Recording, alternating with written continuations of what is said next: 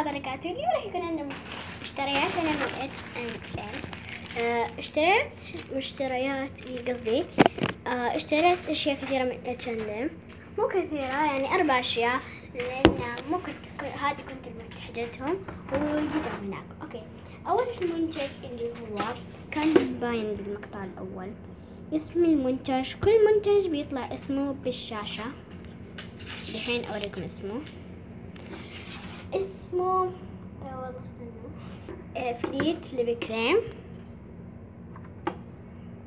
لون ايش اسمه أحمر، بس ما ناسب لي لأني سمرة، ما أحتاج يعني ما ينفع علي إلا البني والأشياء زي كذا.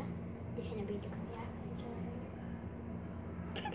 شوفوا لونه، الحجارة بيكون فيها كل لون. شوفوا مرة حلو لونه، يجنن.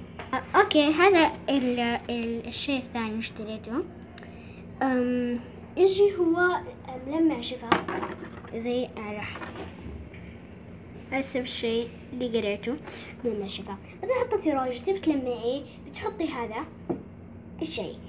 اوكي يلا نفتحه قدامكم بالكاميرا.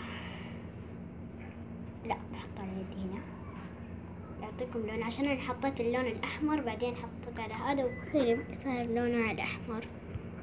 الفاقع شوفوا ما لكم من صوت السيارة بالشارع.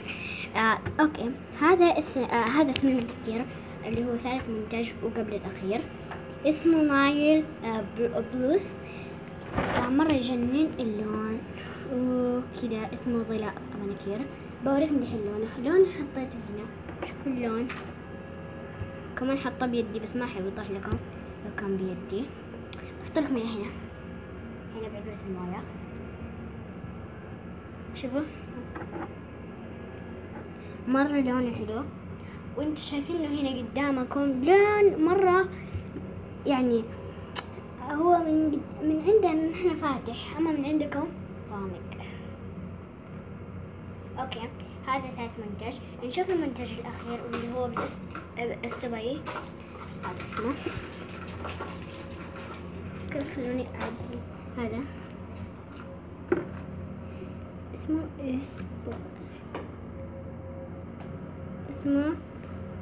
ساي. يا الله ما تبي توضح زي الناس، توضح زي الناس، خليها توضح دحين. اسمه هذا الاسم المنتج اللي هو ساي ستوبري جلوس. اوكي يجيكم لون الحين بحط لكم لونه هنا. مرة لونه يجنن. شوفوا برضو كمان انت تشوفوا غامق بس نشوفه فاتح عندنا.